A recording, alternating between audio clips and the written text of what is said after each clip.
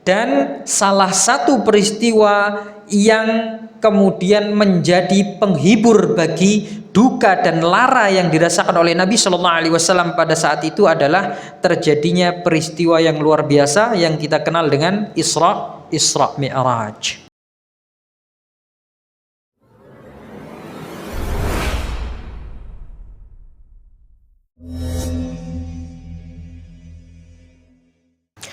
Bismillahirrahmanirrahim. Assalamualaikum warahmatullahi wabarakatuh. Innal hamdalillahi nahmaduhu wa nasta'inuhu wa nastaghfiruh wa na'udzu billahi min shururi anfusina wa min sayyiati a'malina. May yahdihillahu fala mudilla lahu wa may yudlil fala hadiya lahu. Asyhadu an la ilaha illallah wahdahu la syarika lahu wa asyhadu anna Muhammadan abduhu wa rasuluhu la nabiyya ba'dah. Qala Allah ta'ala fi kitabihil karim ya ayyuhalladzina amanu taqullaha haqqa tuqatih wa la tamutunna illa wa antum muslimun. Wa qala ya ayyuhan nas ittaqu rabbakumul ladzi khalaqakum min nafsin wahidah wa khalaqa minha zawjaha wa batha minhuma rijalan katsiran wa nisaa'a wattaqullaha alladzi tasaaluna bihi wal arham innallaha kana 'alaikum raqiba. Wa qala ya ayyuhalladzina amanu taqullaha wa qulu qawlan sadida yuslih lakum a'malakum wa yaghfir lakum dhunubakum wa may yuti'illaha wa rasulahu faqad faza fawzan 'azima. Amma ba'du fa inna asdaqal hadithi kitabullah wa khairal huda huda Muhammadin sallallahu alaihi wa alihi wasallam wa syarral umuri muhdatsatuha fa inna kulla muhdatsatin bid'ah wa kulla bid'atin dhalalah wa kulla dhalalatin finnar. Ma'asyiral muslimin rahimani wa rahimakumullah. Alhamdulillah kita bersyukur kepada Allah Subhanahu wa taala atas nikmat dan karunia-Nya kepada kita semua sehingga pada kesempatan malam yang berbahagia ini kita bisa bertemu dan berkumpul kembali di tempat yang mulia ini dalam rangka beribadah kepada Allah Subhanahu wa taala. Baik, kita akan melanjutkan kajian tentang sejarah kehidupan Nabi Muhammad sallallahu alaihi wasallam, di mana pada kesempatan yang telah berlalu pembahasan kita sampai pada pengusiran Nabi Shallallahu Alaihi Wasallam dari Taif yang dilakukan oleh Bani Thaqif, di tempat yang seharusnya menjadi harapan baru bagi Rasulullah Shallallahu Alaihi Wasallam untuk mengembangkan dakwah setelah beliau merasa putus asa untuk mendakwahkan agama Islam di Makkah. Namun ternyata harapan beliau berbanding terbalik. Ya, ternyata orang-orang Bani Thaqif yang ada di Taif justru memusuhi beliau dan mengusir beliau dari tempat mereka. Sehingga Nabi Shallallahu Alaihi Wasallam pun meninggalkan kota Taif diiringi dengan lemparan batu dan cacian dari budak-budak Bani Thaqif dan anak-anak mereka. Yang disebutkan Nabi Shallallahu Alaihi Wasallam diiringi oleh cacian dan lemparan batu sejauh 7 atau sampai 8 kilometer. Diikuti terus oleh mereka ini, dicaci maki sepanjang perjalanan itu, dilempari batu. Mereka pulang kembali meninggalkan Nabi Shallallahu Alaihi Wasallam dan kembali ke Taif setelah Nabi Shallallahu Alaihi Wasallam berada di kebunnya milik keluarga Rabi'ah, yaitu Utbah dan Syaibah. Ya, ada dua bersaudara namanya Utbah dan Syaibah. Keduanya ini adalah anaknya Rabi'ah. Ya, dia punya kebun kurma di situ, jaraknya 7 sampai 8 km dari kota Taif. Nabi Shallallahu Alaihi Wasallam berhenti sejenak di kebun mereka berdua, istirahat, mengistirahatkan letihnya badan beliau, pikiran beliau. Ya, kemudian beliau bersandar di salah satu pohon kurma sambil membaca doa yang terkenal yang kemarin sudah kita baca. Beliau memanjatkan doa, ya Allah, kepadamulah aku mengadukan segala kelemahanku. Ya. Hendak kemana engkau langkahkan kakiku ini? Ataukah ke tempat jauh yang penuh dengan orang-orang yang membenciku, atau ke tempat orang-orang yang akan menguasai diriku? Aku nggak peduli selama itu tidak mendatangkan kemarahan dan kemurkaan bagimu, maka aku ridho. Ya. dan seterusnya. Utbah dan Rabi'ah yang melihat Rasulullah sallallahu alaihi wasallam seperti itu, mereka berdua iba, kasihan. Sehingga mereka berdua memerintahkan salah satu budaknya bernama Addas, ya, Addas budaknya ini. Diperintahkan untuk membawakan satu tempat, satu wadah berisi anggur kepada Rasulullah sallallahu alaihi wasallam. Ketika Rasulullah sallallahu alaihi wasallam hendak memakan anggur tersebut, beliau mengucapkan bismillah. Nah ini ya, adab. Ketika makan, sebelum makan beliau mengucapkan bismillah. Ketika Addas mendengar Rasulullah sallallahu alaihi wasallam mengucapkan kata itu dengan menyebut nama Allah, Addas kemudian mengatakan, kami tidak pernah sebelumnya mendengar ada orang di sini yang mengucapkan nama itu, ya, dengan menyebut nama Allah. Maka Rasulullah sallallahu alaihi wasallam bertanya kepada Addas, memangnya kamu ini dari mana? Apa agamamu? Addas mengatakan, aku adalah orang Nasrani dari negeri Ninawa. Ada sebuah tempat namanya Ninawa di Irak. Ternyata Rasulullah sallallahu alaihi wasallam beliau tahu tempat ini. Beliau tahu negeri Ninawa ini. Sehingga Rasulullah sallallahu alaihi wasallam mengatakan, "Oh, itu adalah tempatnya orang saleh, yaitu Yunus bin Matta." Nah, Addas ini beliau menyangka bahwa selama ini tidak ada yang tahu.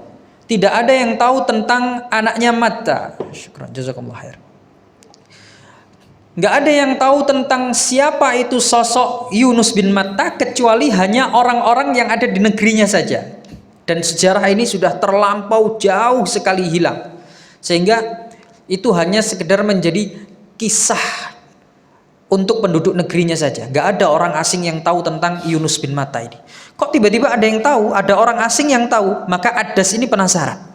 Apa yang Anda ketahui tentang Ibnu Matta? Tentang anak-anaknya Matta ini, Yunus bin Matta ini.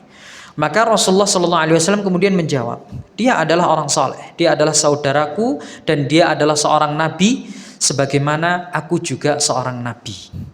Maka seketika itu pula Addas ini mencium telapak tangannya Nabi dan mencium kakinya Nabi sallallahu alaihi wasallam. Kemudian dengan pertemuan ini Addas masuk Islam. Ya, ditanya Addas oleh Utbah dan Syaibah, apa yang kamu lakukan? Kenapa kok kamu sampai mencium kakinya orang itu? Maka Addas mengatakan, demi Allah, dia telah mengatakan sesuatu yang tidak mungkin diketahui kecuali oleh seorang nabi.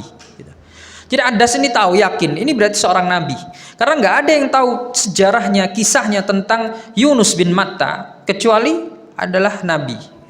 Makanya setelah itu beliau Addas ini masuk Islam. Setelah itu ikhwan fillah rahimani wa rahimakumullah, Rasulullah sallallahu alaihi wasallam kembali melanjutkan perjalanan ke kota Makkah. Beliau meninggalkan kebunnya Utbah dan Syaibah. Dengan perasaan yang sedih, dengan hati yang sedih, kemudian menahan rasa sakit akibat luka yang beliau dapatkan dari orang-orang dari Bani Thaqif itu. Beliau berjalan menuju ke kota Makkah. Namun beliau sebelum sampai di kota Makkah, beliau singgah di tempat namanya Qarnul Manazil. Qarnul Manazil ini adalah salah satu miqat bagi orang-orang yang melakukan haji dan umroh.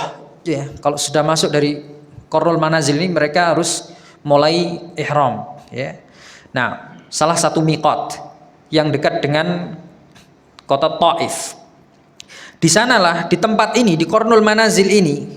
Qarnul Manazil ini adalah tempat yang terkenal dan memang banyak ahli sejarah yang mengatakan tentang hal ini, bahwa ini adalah salah satu tempat di mana Nabi Shallallahu Alaihi Wasallam singgah ketika beliau hendak pergi ke Makkah dari Taif. Dan disinilah malaikat Jibril menemui Rasulullah Shallallahu Alaihi Wasallam dan mengatakan kepada Rasulullah, wahai Muhammad, wahai Rasulullah, ya, aku telah diberi tahu oleh Allah Subhanahu wa taala tentang perilaku umatmu, tentang kekejian mereka dan lain sebagainya. Dan kalau kau mau, Allah telah mengizinkan kepada malaikat penjaga gunung untuk melemparkan akhsyabain, dua gunung yang ada di Mekah, diangkat untuk ditimpakan kepada penduduk Mekah. Afwan, penduduk Taif.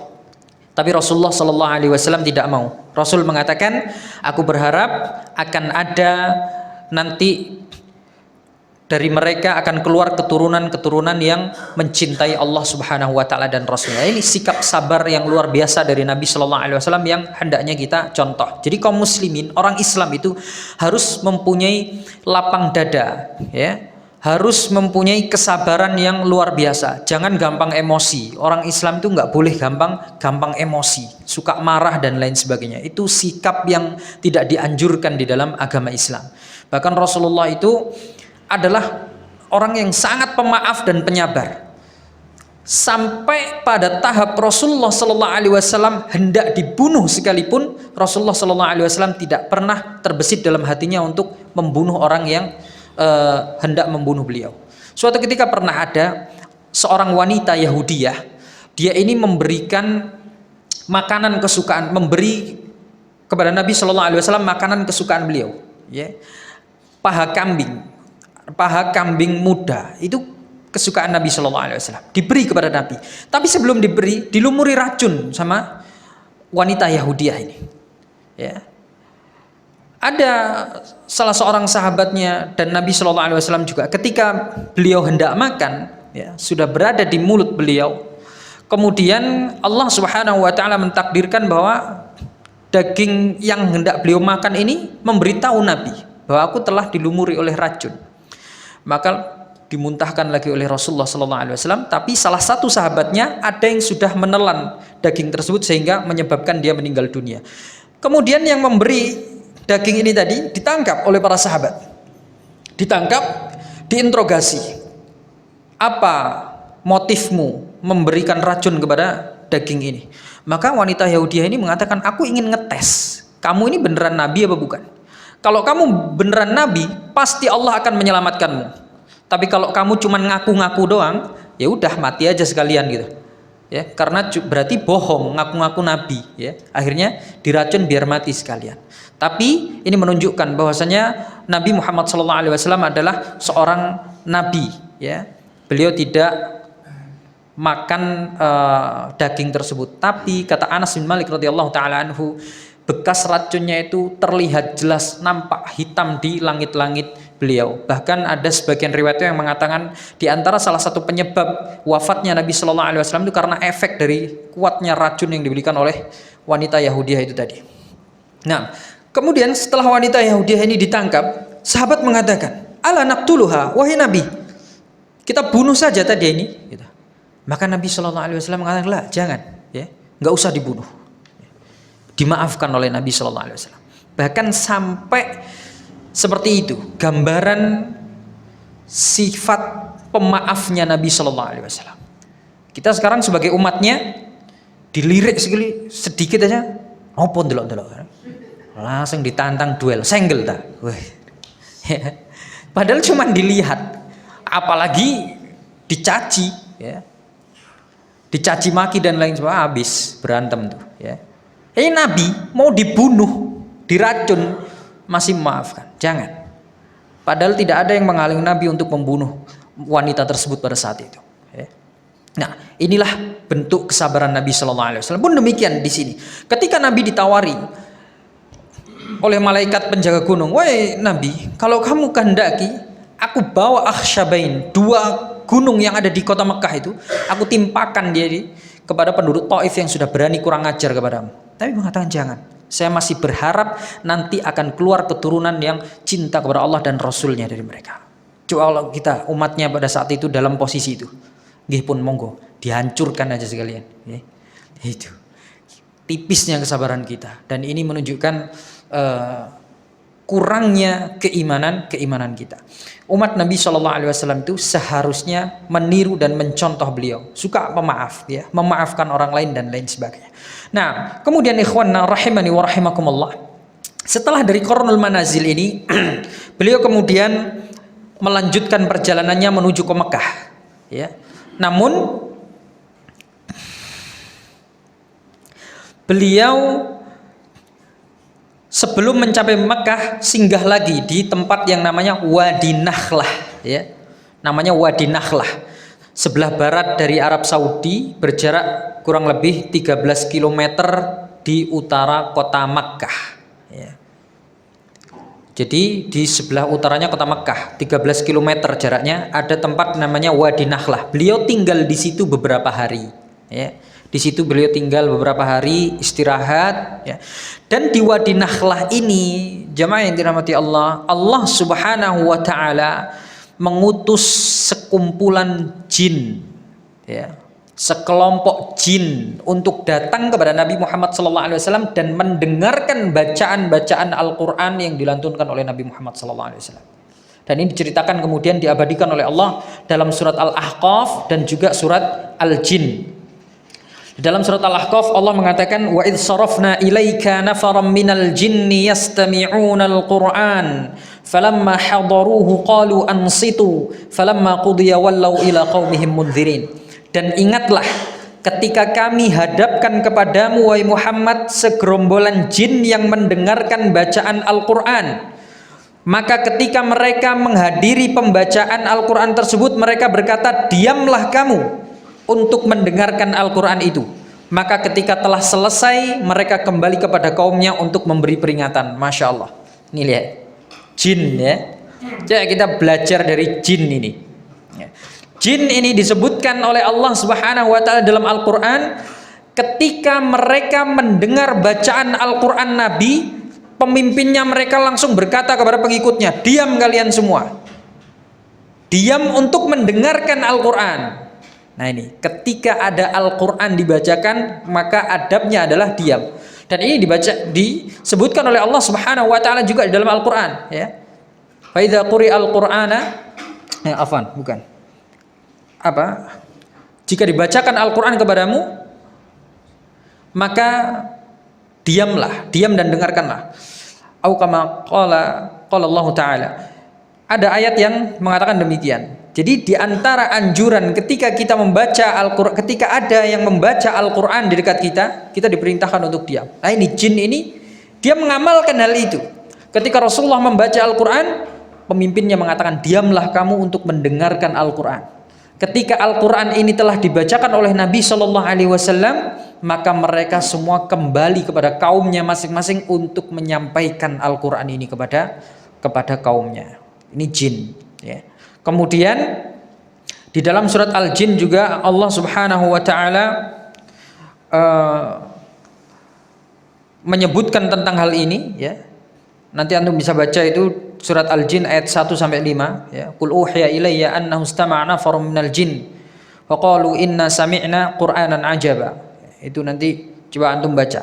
Nah, itu adalah kisah tentang segerombolan para jin yang datang kepada Nabi Muhammad SAW saat beliau di Wadi Nakhlah. Ya. Tapi pada saat itu Nabi SAW nggak tahu kalau ada jin-jin yang datang, ada segerombolan jin yang datang mendengarkan bacaan beliau. Ya. Beliau nggak tahu.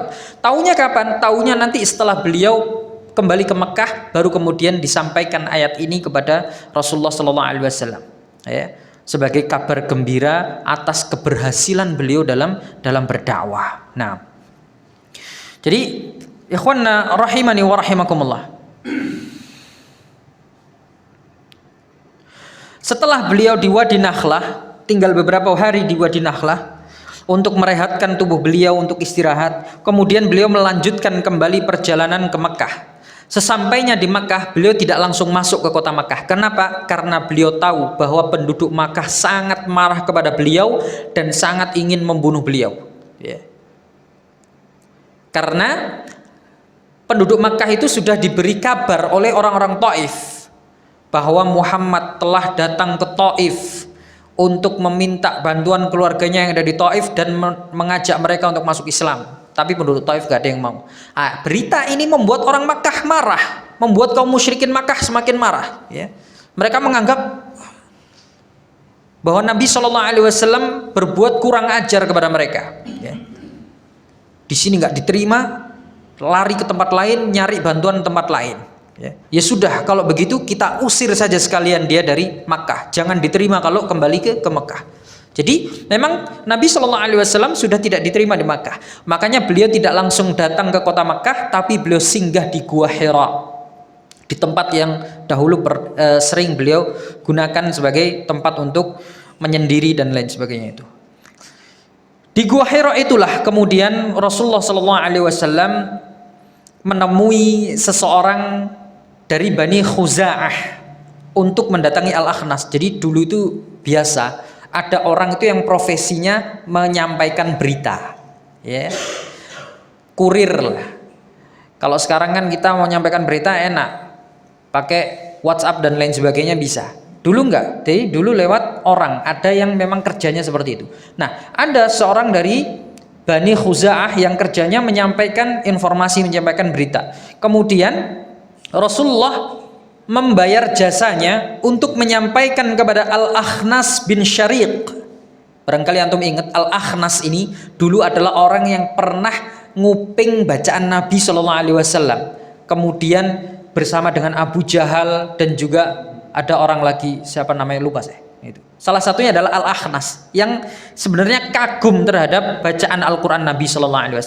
Nah, Rasulullah SAW mengirim utusan kepada Al-Akhnas bin Syariq untuk apa? Untuk meminta jaminan perlindungan kepadanya. Dan ini biasa dilakukan oleh orang zaman dahulu. Mereka suka meminta jaminan perlindungan kepada suku-suku yang mereka anggap berpengaruh dan mereka anggap kuat. Dan suku-suku itu mereka sangat senang kalau ada orang yang minta perlindungan kepada mereka. Artinya suku tersebut berarti dianggap suku yang kuat dan sangat dipertimbangkan. Makanya mereka akan dengan senang hati memberikan perlindungan kepada orang-orang yang minta perlindungan kepadanya, jaminan perlindungan kepada mereka. Al-Akhnas bin Syariq adalah salah satu yang dianggap oleh Nabi SAW mampu melindungi beliau pada saat itu, sehingga Nabi mengirim utusan, datang kau kepada Al-Akhnas, ya, sampaikan pesanku bahwasanya aku Muhammad meminta jaminan perlindungan kepadanya. Namun ternyata Al-Akhnas mengatakan, aku ini adalah sekutunya orang Quraisy dan aku nggak mungkin membantu dia, nggak mau Al-Akhnas. Kemudian Nabi SAW mengirim utusan kepada Suhail bin Amr. Suhail bin Amr ini dia adalah seorang sahabat yang mulia. Nanti dia akan masuk Islam ketika peristiwa Fathu Makkah, ya. Dia memiliki 3 anak, yang ketiganya ini sudah masuk Islam duluan sebelum bapaknya, sebelum Suhail ini. Dan nanti kita akan menceritakan betapa hebatnya kisah tentang anak-anaknya ini. Di antaranya adalah Abdullah dan Abu Jandal. Ini anaknya Suhail bin Amr. Nabi SAW mengirim utusan untuk datang kepada Suhail bin Amr guna meminta jaminan keamanan. Tapi Suhail bin Amr mengatakan, sesungguhnya kami Bani Amr tidak akan memberi jaminan kepada Bani Ka'ab, ya. Karena ada sejarah panjang yang menceritakan tentang permusuhan antara kedua suku ini, yaitu Bani Amr dan Bani Ka'ab, musuh bebuyutan. Sehingga Suhail dari Bani Amr, dia mengatakan, kami Bani Amr nggak mungkin memberikan jaminan perlindungan, nggak akan mau memberikan jaminan perlindungan kepada Bani Ka'ab, ya. Dan Rasulullah adalah Bani Ka'ab, ya, dari Ka'ab bin Murrah. Nah, kemudian Nabi SAW mengutus utusan kepada Al-Mut'im bin Adi. Nah, barangkali anda masih ingat, Al-Mut'im bin Adi adalah salah satu inisiator yang menggagalkan perjanjian yang berisi pemboikotan terhadap Nabi SAW. Nah, ini Mut'im bin Adi, orangnya baik sekali, ya, baik kepada suku Hashim dan suku Abdul Muttalib. Ketika utusan ini datang kepada Mut'im bin Adi menyampaikan tujuannya datang, bahwasanya Nabi Muhammad SAW minta jaminan perlindungan kepada beliau, maka Mut'im bin Adi mengatakan, baik, suku kami akan bersedia dengan senang hati untuk memberikan jaminan perlindungan kepada Muhammad. Kemudian dia menyiapkan peralatan perangnya, dia menyiapkan pedang perisainya, dan dia mengumpulkan seluruh anak-anaknya dan mengatakan, kenakan perlengkapan perang kalian dan berjagalah di setiap sudut masjid, ya, Masjidil Haram, di dekat Ka'bah. Kita akan menjamin keselamatannya Muhammad. Maka keluarlah Mut'im bin Adi menjemput Nabi Muhammad SAW ya, di perbatasan atau di pintu masuk kota Makkah. Maka Nabi SAW kemudian masuk ke kota Makkah sambil dikawal oleh Mut'im bin Adi bersama dengan anak-anaknya. Mut'im bin Adi diceritakan beliau sambil berjalan di atas kuda, kemudian beliau berseru dengan keras, "Wahai sekalian Quraisy, sesungguhnya Muhammad berada di bawah jaminan keamananku, maka tidak ada satupun dari kalian yang boleh menyakiti dia." Ya. Sambil berjalan, Mut'im bin Adi mengatakan itu, ya, sambil mengiringi Nabi Muhammad SAW ke Ka'bah. Nabi Muhammad itu memang punya kebiasaan, setiap kali beliau keluar kota, datang lagi ke Mekah, beliau nggak langsung pulang ke rumah, tapi tawaf dulu di Ka'bah. Ya. Setelah tawaf di Ka'bah, ibadah di Ka'bah, baru beliau pulang ke rumahnya. Nah, ini kebiasaan itu terus beliau lakukan. Kemudian setelah beliau tawaf, dikawal oleh oleh siapa tadi? Oleh Mut'im bin Adi, dikawal oleh Mut'im bin Adi dan anak-anaknya, ya. Kemudian beliau pulang ke rumahnya dengan selamat. Dalam sebuah riwayat dikatakan ketika di tengah perjalanan Mut'im bin Adi bersama Nabi Muhammad SAW ini berpapasan dengan Abu Jahal. Kemudian Abu Jahal mengatakan, "Wahai Mut'im, ya, kamu ngawal dia itu, melindungi dia itu, apakah kamu masuk Islam mengikuti keyakinan dia atau hanya sebatas menjadi jaminan saja?" Ya. Hanya sebatas menjadi jaminan keamanan dia saja. Maka Mut'im mengatakan, "Aku hanya sekedar menjadi jaminan keamanannya saja." Artinya tidak masuk Islam. Maka setelah itu Abu Jahal mengatakan, "Kalau begitu kami tidak akan mengusik orang yang engkau beri jaminan." Ya, Abu Jahal nggak berani macam-macam. Nah, Nabi SAW, ikhwan rahimani wa rahimakumullah, beliau selalu mengingat kebaikan Mut'im bin Adi ini. Ya, sampai ketika pada perang Badr, kaum muslimin menawan banyak dari kaum musyrikin. Ya, perang Badr. Jadi banyak tawanan dari kaum musyrikin ditangkap oleh Nabi Shallallahu Alaihi Wasallam. Kemudian Nabi mengatakan, andaikan Mut'im bin Adi masih hidup dan dia memberikan syafaat untuk kepadaku untuk membebaskan tawanan-tawanan ini, aku bebaskan dia. Ya. Ini karena mengingat jasanya Mut'im bin Adi pada saat itu. Ya. Tapi Mut'im bin Adi sebelum terjadinya perang Badar ini, dengan takdir Allah dia meninggal dunia terlebih dahulu dan dalam keadaan tidak memeluk agama Islam. Ikhwanna rahimani wa rahimakumullah. Peristiwa berangkatnya Nabi Shallallahu Alaihi Wasallam ke Taif itu pada kesempatan yang lalu kita telah bahas, terjadi pada bulan Syawal. Nah, pada bulan Syawal tahun 10 kenabian. Nah, beliau menetap di Taif 10 hari kurang lebih, kemudian kembali ke Makkah memakan waktu beberapa hari karena beliau singgah-singgah di beberapa tempat, ya. Kemudian ketika beliau sampai kembali ke Makkah lagi, dikabarkan oleh para ahli sejarah sudah masuk bulan Dzulqa'dah. Jadi dari Syawal kemudian masuk kembali ke Makkah lagi pada bulan Dzulqa'dah. Jadi sebulan, ya. 1 bulan beliau meninggalkan kota Makkah. Pada bulan Dzulqa'dah itu beliau kembali ke Makkah, kemudian beliau menyusun kembali semangat dan harapan untuk dakwah lagi. Ada beberapa detail kisah jamaah yang dirahmati Allah yang terlewati, ya. Di antaranya adalah menikahnya beliau dengan Saudah binti Zam'ah. Ibnu Hajar al-Asqalani rahimahullah ta'ala mengatakan, Nabi menikah dengan Saudah binti Zam'ah pada bulan yang sama dengan kematian Khadijah radhiyallahu ta'ala anha. Setelah Khadijah meninggal dunia, beberapa hari kemudian beliau menikah dengan Saudah binti Zam'ah. Saudah ini suaminya dulu, dia adalah seorang janda. Suaminya bernama As-Sakran bin Amr bin Abdus Syams. Ketika dinikahi oleh Rasulullah SAW, usia Saudah sekitar 55 tahun.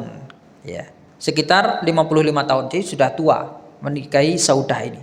Kenapa Nabi menikahi beliau? Tujuannya adalah untuk menemani beliau, kemudian membantu merawat anak-anak beliau. Kemudian ada juga kisah yang terlewatkan di bulan Syawal sebelum Nabi Shallallahu Alaihi Wasallam pergi ke Taif, beliau dikabarkan menikahi putri Abu Bakar As-Siddiq radhiyallahu taala anhu, yaitu Aisyah radhiyallahu taala anha. Jadi istri beliau pada saat itu sudah dua, Saudah dan Aisyah. Tapi Aisyah pada saat itu baru berusia 6 tahun. Ya, jadi belum disentuh oleh Nabi Shallallahu Alaihi Wasallam, belum digauli. Nah, dan ini menikahi wanita di usia seperti ini di zaman dahulu itu lumrah, ya, itu lumrah. Jadi kalau sekarang orang mengatakan Nabi Muhammad itu wal'iyadzubillah, mereka mengatakan pedofil dan lain sebagainya, suka dengan anak di bawah umur, dan enggak, ya. Di zaman dahulu itu lumrah orang melakukan hal ini. Dan usia anak 6 tahun di masa lalu itu mereka sudah bisa berpikir seperti orang dewasa sekarang, ya. Orang dewasa sekarang, bahkan kalau sekarang, ya, orang dewasa sekarang itu ada yang pikirannya masih kayak anak 6 tahun gitu. Tapi anak 6 tahun di masa lalu itu sudah Masya Allah, pemikirannya sudah baik gitu. Dan mungkin ada detail-detail kisah lain yang terlewatkan, ya, sehingga nanti kalau suatu saat ada kisah, Ustadz ini kok kisah ini tidak disampaikan dan lain sebagainya, memang ada beberapa kisah yang tidak kami sampaikan secara detail, ya, tidak kami ceritakan secara detail. Kita kembali ke bulan Dzulqa'dah, tahun ke-10 kenabian. Nabi SAW kembali ke Makkah untuk merangkai asa dan harapan dalam menyebarkan Islam kepada kaum Quraisy, ya. Dan tantangan beliau semakin besar karena tidak adanya lagi pelindung beliau seperti Khadijah dan paman beliau yaitu Abu Thalib, karena mereka sudah meninggal dunia.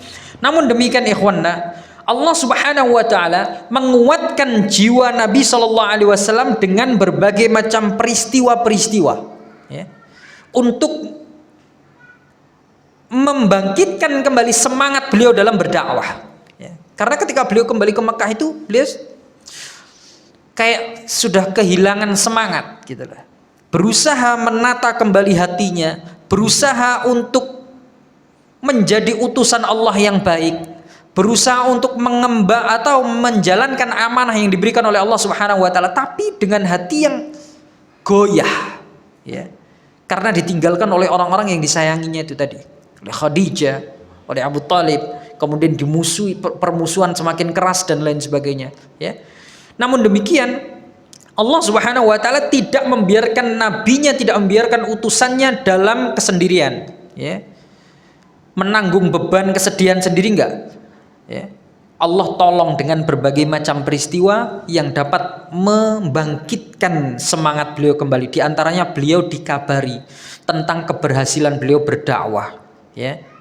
Kisah beliau ketika di Wadi Nakhlah, ada segerombolan jin yang datang kepada beliau, itu disampaikan kepada Nabi Muhammad kemudian hari untuk membangkitkan semangatnya lagi, bahwa ini loh, dakwahmu itu nggak gagal.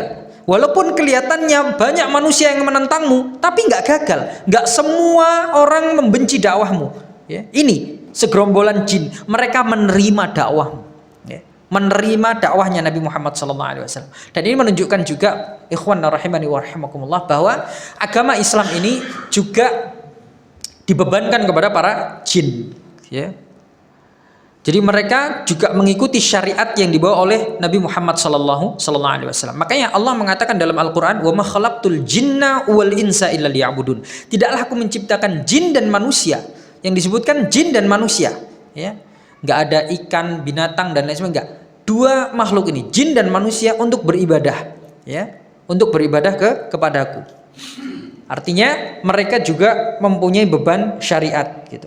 Dan mereka mengikuti syariatnya Nabi Muhammad SAW. Tidak diutus nabi dari kalangan jin dan lain sebagainya, enggak. Mereka ikut Nabi Muhammad karena Nabi adalah utusan Allah bagi seluruh alam, ya, bagi seluruh alam. Nah, kemudian banyak lagi peristiwa-peristiwa yang disebutkan oleh Allah Subhanahu wa taala untuk menguatkan jiwanya Nabi sallallahu alaihi wasallam. Dan salah satu peristiwa yang kemudian menjadi penghibur bagi duka dan lara yang dirasakan oleh Nabi Shallallahu Alaihi Wasallam pada saat itu adalah terjadinya peristiwa yang luar biasa yang kita kenal dengan Isra Mi'raj. Nah, Isra Mi'raj. Ini tujuannya adalah untuk menghibur Nabi Shallallahu Alaihi Wasallam, menguatkan jiwanya Nabi, membangkitkan kembali semangat Nabi dalam berdakwah. Dan salah satu mukjizat dari Allah Subhanahu Wa Taala kepada nabinya Nabi Muhammad Shallallahu Alaihi Wasallam. Untuk memulai kisah dari Isra Mi'raj ini, kita akan membahas terlebih dahulu perbedaan para ulama tentang kapan tepatnya terjadinya peristiwa Isra Mi'raj ini. Karena ikhwanna, ternyata tepatnya terjadinya peristiwa ini itu diperselisihkan oleh para ulama, gitu. Tidak disepakati. Gitu. Al-Imam At-Tabari rahimahullah ta'ala, beliau mengatakan Isra Mi'raj itu terjadi ketika beliau dilantik menjadi nabi. Malah ketika dilantik menjadi nabi ini Isra Mi'raj dilakukan. Ini menurut pendapat Imam At-Tabari. Kemudian Al-Imam An-Nawawi dan Al-Imam Al-Qurtubi rahimahullah ta'ala, beliau mengatakan terjadinya Isra Mi'raj ini adalah 5 tahun setelah diutus sebagai Rasul, ya. Nabi diangkat menjadi Rasul pada usia ke 40 tahun. 40 tahun beliau diberi wahyu untuk berdakwah. Ini menandakan beliau dilantik menjadi Rasul, menjadi utusan. Berarti kalau 5 tahun setelah diutusnya beliau menjadi Rasul, peristiwa Isra Mi'raj ini menurut An-Nawawi dan Al-Qurtubi terjadi pada saat usia Nabi ke 45 tahun. Nah, dan pada saat 45 tahun itu Khadijah radhiyallahu taala anha belum meninggal dunia, masih ada. Ya. Kemudian pendapat yang ketiga, pendapat Al-Mansurfuri rahimahullahu taala, beliau mengatakan 20 Rajab tahun 10 dari kenabian. Nah, ini yang dijadikan patokan oleh mayoritas kaum muslimin pada saat ini. Terjadi pada 27 Rajab. Makanya pada tanggal ini dan pada bulan ini mereka mayoritas kaum muslimin merayakan tentang Isra Mi'raj ini. Kemudian ada lagi pendapat terjadinya Isra Mi'raj ini pada 6 bulan sebelum hijrah atau Muharram tahun ke-13 kenabian, ya. 3 tahun setelah wafatnya Khadijah radhiyallahu taala anha. Ada yang berpendapat 2 bulan setelah hijrah, ya. Malah setelah hijrah terjadinya, 2 bulan setelah hijrah. Ada yang berpendapat 1 tahun sebelum hijrah atau Rabiul Awal tanggal 3 atau tahun 13 dari kenabian. Wallahu a'lam. Ikhwanna rahimani wa rahimakumullah, kata para ulama termasuk dari pengarang kitab ini, beliau mengatakan 3 pendapat pertama itu tertolak. Ada yang mengatakan ketika beliau menjadi nabi, ketika usia nabi 45 tahun, ketika tanggal 27 Rajab tahun ke-10, ya. Pendapat-pendapat ini ditolak. Alasannya apa? Karena alasannya adalah Khadijah wafat pada tahun ke-10 nubuwah, ya. Sementara disepakati oleh para ulama ketika meninggalnya Khadijah itu belum ada syariat sholat fardu. Dan syariat sholat fardu sebagaimana kita ketahui terjadinya adalah setelah peristiwa Isra Mi'raj. Jadi 3 pendapat pertama itu tertolak. Karena 3 pendapat pertama itu disebutkan terjadinya adalah sebelum Khadijah meninggal dunia. Khadijah meninggal dunianya 10 tahun kenabian, ya. Ini masih belum ada syariat sholat pada saat itu. Nah, tidak ada pendapat yang disepakati kapan terjadinya, ya. Yang jelas Isra Mi'raj itu benar-benar terjadi karena diisyaratkan oleh Allah Subhanahu wa taala di dalam Al-Qur'an, dalam surat Al-Isra, ya. Subhanalladzi asra bi'abdihi lailam minal masjidil haram ilal masjidil aqsa alladzi barakna haulahu, dan seterusnya itu, ya. Bahwasanya Allah Subhanahu wa taala mengajak Nabi Muhammad sallallahu alaihi wasallam atau memperjalankan beliau dari Masjidil Haram ke Masjidil Aqsa. Nah, ikhwanna rahimani wa rahimakumullah, hadis yang menerangkan tentang peristiwa Isra Mi'raj ini adalah hadis dari Malik bin Sa'sa'ah. Nabi Shallallahu Alaihi Wasallam suatu ketika beliau pernah bersabda. Jadi Nabi sendiri yang menceritakan hal ini. Baina ana indal baiti bainan naimi wal yaqdhan wa dzakara ya'ni rajulan bainar rajulain. Nabi mengatakan ketika aku berada di sisi Ka'bah, ya, antara tidur dan bangun. Antara tidur dan bangun ini bagaimana? Antara tidur dan bangun. Kata para ulama, Nabi itu tidur tapi bangun. Matanya merem tapi hatinya selalu terjaga. Ini Nabi, ya. Nabi itu seperti itu. Matanya terpejam tapi hatinya terus terjaga. Jadi tidak pernah larut dalam tidurnya. Kalau kita tidur, matanya, hatinya pun tidur, ya. Semuanya tidur, nggak sadar. Tapi kalau Nabi tidur, hatinya masih sadar. Nah, kemudian beliau mengatakan ada seorang laki-laki di antara dua laki-laki. Jadi ada dua malaikat yang datang mendatangi Nabi Muhammad sallallahu alaihi wasallam. Fa'ataitu bitastin min dhahabin mul'ani hikmatan wa imanan fashaqqa minan nahri ila muraqil batn thumma ghasala al batn thumma ghusila al batnu bima'i zamzam thumma muli'a hikmatan wa imanan. Lalu dibawakan kepadaku sebuah bejana dari emas yang dipenuhi dengan hikmah dan keimanan.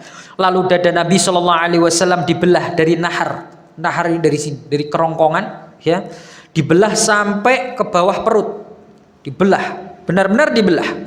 Kemudian perutnya dicuci dengan zam-zam, kemudian dipenuhi dengan hikmah dan keimanan yang dibawakan oleh malaikat di dalam bejana itu. Ini adalah peristiwa sebelum Isra Mi'raj. Apa hikmahnya kok perutnya Nabi Shallallahu Alaihi Wasallam dicuci, dadanya dicuci terlebih dahulu? Para ulama mengatakan hikmahnya adalah di sini Rasulullah hendak dipertemukan dengan Allah Subhanahu wa taala. Dan karena beliau hendak dipertemukan dengan Allah Subhanahu wa taala, maka harus bertemu dengan keadaan hatinya bersih dan suci, ya. Maka atas dasar itulah para ulama kemudian mengatakan jika kita hendak bermunajat kepada Allah, jika kita hendak bertemu dengan Allah, kapan kita hendak bertemunya dengan Allah, bermunajatnya dengan Allah? Ketika kita sholat, ya. Maka kita harus berusaha untuk membawa hati yang bersih. Di samping badan kita, jasmani kita bersih, hati kita juga harus bersih. Makanya kalau sholat itu dianjurkan kita yang khusyuk, hatinya yang bersih, ya.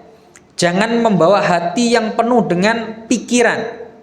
Ini kalau sholat. Makanya orang kalau hendak melakukan sholat itu diperintahkan untuk menyelesaikan segala hajat kebutuhannya terlebih dahulu sebelum melakukan sholat, supaya ketika sholat hatinya sudah tenang, hatinya sudah khusyuk.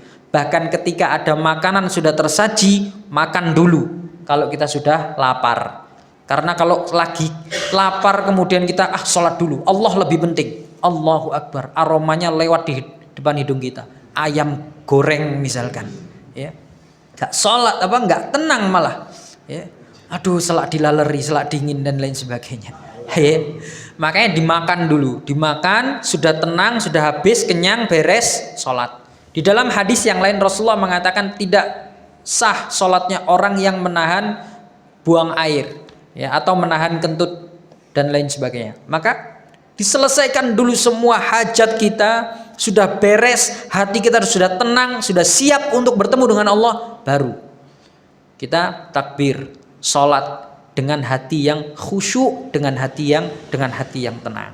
Nah, ini hikmah yang bisa kita ambil dari pembelahan dada. Jadi Rasulullah SAW itu dadanya dibelah lagi sebelum beliau Isra Mi'raj untuk membersihkan hatinya, karena hendak bertemu dengan Allah Subhanahu wa taala. Baik, masih panjang ini kisahnya tentang Isra Mi'raj ini, dan nanti ada beberapa detail yang bisa kita ambil hikmahnya dari perjalanan Nabi Shallallahu alaihi wasallam dalam melakukan Isra Mi'raj ini, yang insyaallah kita akan bahas pada kesempatan yang akan datang. Wallahu a'lam bishawab. Kurang lebihnya saya mohon maaf.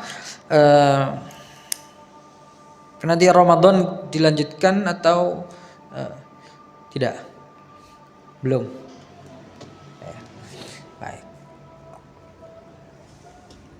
Baik. Nanti tergantung informasi seperti apa. Nah, barakallahu fikum, kurang lebihnya saya mohon maaf. Kita akhiri dengan doa kafaratul majlis. Subhanakallahumma bihamdika asyhadu an la ilaha illa anta astaghfiruka wa atubu ilaik. Wassalamualaikum warahmatullahi wabarakatuh.